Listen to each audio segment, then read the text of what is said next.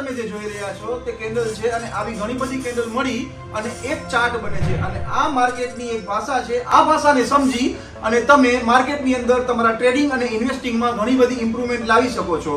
અને જો તમે એક નવા ટ્રેડર છો તો તમારા માટે આ વિડીયો બહુ ખાસ બનવા જઈ રહ્યો છે. તો ચાલો ચાર્ટ ઉપર જઈએ અને ટ્રેન્ડને આઈડેન્ટિફાઈ કરતા શીખીએ કે કઈ રીતે આપણે ટ્રેન્ડને ઓળખી શકીએ છીએ.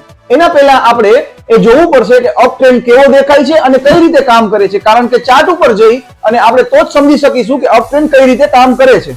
તો તમે આ ઇમેજમાં જોઈ શકો છો કે કઈ રીતે એક અપ ટ્રેન્ડ એના લો થી હાયર હાઈસ અને હાયર લોઝ લગાવી રહ્યું છે. જે તમને ઉપરના ભાગે જે દેખાય છે તે હાયર હાઈસ છે અને જે નીચેના ભાગે દેખાય છે તે આ હાયર લોઝ છે, જે કન્ટિન્યુ અપ ટ્રેન્ડ ની નિશાની છે કે માર્કેટ ઉપર જઈ રહ્યું. તો હવે આપણે રિયલ ચાર્ટ ઉપર જઈને જોશું કે એક ડાઉન ટ્રેન્ડ અપ ટ્રેન્ડમાં કઈ રીતે કન્વર્ટ થાય છે.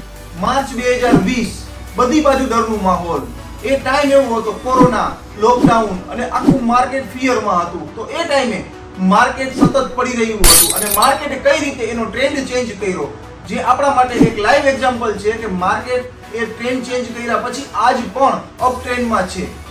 આ એક નિફ્ટી 50 નો ચાર્ટ છે અને બાજુમાં જે દેખાઈ રહી છે ઇમેજ એ અપ ટ્રેન્ડની ઇમેજ છે, જે આપણે પહેલા સમજ્યા હતા કે અપ ટ્રેન્ડ કેવો દેખાય છે. તો તમે જે જુઓ છો કે આમાં નિફ્ટી 50 માં ક્યાંક કન્ટિન્યુ હાયર હાઈસ અને હાયર લોઝ લાગી રહ્યા છે, જે આપણે પહેલા સમજ્યા હતા ઇમેજની અંદર કે કઈ રીતે હાયર હાઈસ અને હાયર લોઝ લાગે છે, જેને અપ ટ્રેન્ડ. વોરન બફેટ સરનું એક કોટ છે, buy the fear sell the greed. તો આ અહીંયા લાગુ પડે છે, પણ આને ટેકનિકલી જોવું પડે છે કે માર્કેટ ટ્રેન્ડ ચેન્જ કરે ત્યારે આપણે બાય કરીએ. આવા જ ડિટેલ વિડીયો માટે તમે અમારી YouTube ચેનલને સબસ્ક્રાઇબ કરી શકો છો કે જ્યાં અમે આવા કન્ટેન્ટ લઈ અને આવવાના છીએ.